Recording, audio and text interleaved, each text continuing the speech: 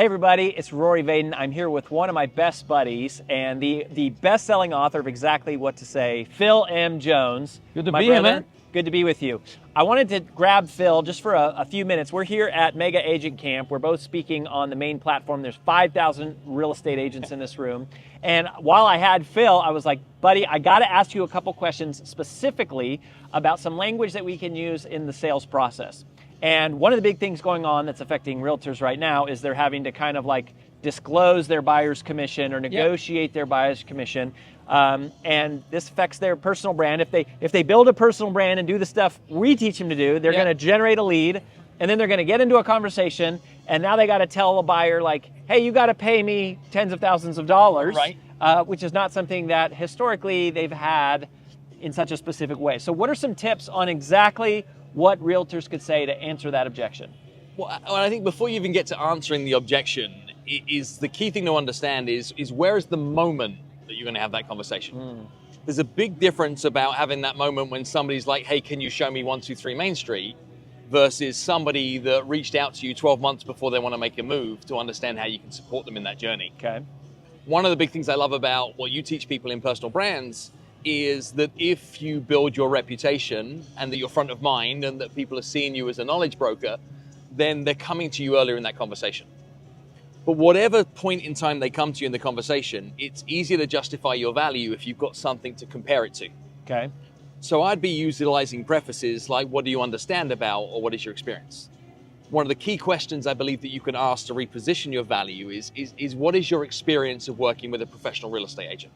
Good. The insertion of the adjective professional in there is typically going to create either some confusion or some validation of, right? Is they going to be like, wait, professional? That's right. Wait, I don't have experience working which is a with good thing, right? professional agent. That's a good thing. Because they say, like, no real experience. Someone's opened some doors for me in the past. Somebody sent me across some information on email, but I don't have any experience. When they say they don't have experience, you can say, well, like, would it help if I walked you through the kind of value you could get from working with somebody like me? They say yes. You say, well, what do you understand about all of your options when it comes to working with a professional real estate agent? They say not much. You could say, well, like, the way I see it is you have three options. Is you could find a licensed agent who might open doors for you, might do something for you for a discount. You could look to work with somebody that was easily and readily available through convenience, or you could work with an experienced professional who will help you do blank, blank, blank on blank. Okay. Out of those three options, what type of agent were you looking for? And then they'll almost certainly choose you. Yep. And from there, you can say, well, so here's what happens next. It's for me to represent you fully. What I'm going to be available to do for you is this and this and this and this and this. What you're going to get is this and this and this and this. The people that support the process are him and her and them. And the good news is that the way that you compensate us for those services is in this way. Which oftentimes can still be covered by the seller. Yeah, and if it's delivered right, it doesn't matter. Yep. I actually believe in most other professions that we get the chance to be able to operate in is the right customer is happy to pay the right money for the right service when they understand its value. It's riskier that when people think that what you're doing is for free, because the value doesn't then appreciate. It can sometimes feel like a burden. And we see it in the real estate industry a lot where consumers are saying like, oh, is there any chance that you could maybe see if you can get me some extra photos of the backyard? Like, they shouldn't be begging you to do your job. Right? And the value that, let's say a buyer's agent in this case provides, they're things like they're looking out for your best interest in the contract terms. Correct. They're negotiating the price. Correct. On your behalf. They're not just getting you access, but they are getting you access to listings and to be able to go into view houses. What are some of the other big like value points that you think a true professional buyer's agent does that maybe the average home buyer doesn't equate, or even maybe they're not even aware of that, like, oh, there's this whole process going on? There's so much of what this could be, and I think this is why agents having to actually get their story, their narrative right of how they bring value is the big body of work right now. Sure.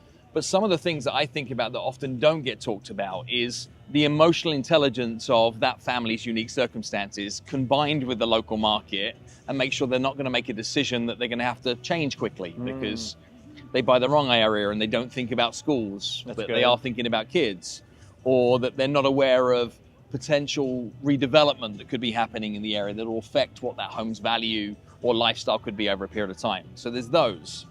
There's then the vendor network that a professional has access to. Yes. That can have huge appreciating value. And what I generally look for people to do when they're trying to articulate value prop more effectively is to think about where do they either help save or make somebody money. Yep. Where do they either help save or make somebody back time? Big time. Or thirdly, where do they help mitigate risk? How do they help somebody have a less risky circumstance? Sure. And that risk can be in transaction coordination. That risk can be on helping present offers at a higher standard because the quality of the lender packet that is alongside it means your offer gets appreciated at a higher level. And it's digging into all of the details. And there's two things. So we just sold our home. Yeah. There were two parts of this risk. So one was our new buyers, they really wanted house cleaners, and they're nervous about people being in their home. Right? Just simple, like, I'd love to have someone, is there someone you know that can clean the home? Exactly. The buyer's agent asked our agent who asked us, and we said, we would love to introduce you to the people. They know the home, we trust them, da-da-da-da-da. The second one was much bigger, though, was there was an issue with our pool. So we were selling a pool, and the buyer's agent recommended an additional inspection that was just for the pool. Right. And we had already had 3 normal inspections. Yeah. And when they did that, they came back and they said, hey, we think this pool's going to need to be resurfaced in the next few years. Of course, as the seller, we were like, well, we don't know about that. So then we had someone come do an inspection, another, a second opinion. Right. And they said, no, actually, we agree. And so we said, okay, let's make a concession on the price. I bet if that buyer wasn't represented by that buyer's agent, and this was tens of thousands of dollars that we conceded on the price, that very easily could have just... The whole deal fell apart for everybody, and you're back to square one. And not only that, you've got lost time, you've got lost opportunity cost. Everybody's life has to be reinvented just as a result of that one poorly set expectations. Yep. And I think a great agent can help set expectations, help people jump over those expectations, and then manage those expectations when things don't go perfectly smoothly, which is almost always. Yep. So you got to listen to the interview. I had Phil on our podcast a while back. He is one of the most magnificent and brilliant articulators of words that all types of salespeople should be using. That's why he says exactly what to say. And one of the very, very few people who teach professional sales that I agree with the heart and the spirit and the way in which he does it is very professional, and it's very open and honest and transparent. Phil, where should people go if they want to learn more about you and find out about your work? Oh, I mean, it's simple, really. If you search my name, so Phil space M space Jones, you'll find me in most places that you like to be able to receive content. Come check out the book, Exactly What to Say. And if you want to continue the conversation, Instagram's the best place. It's at Phil M Jones UK.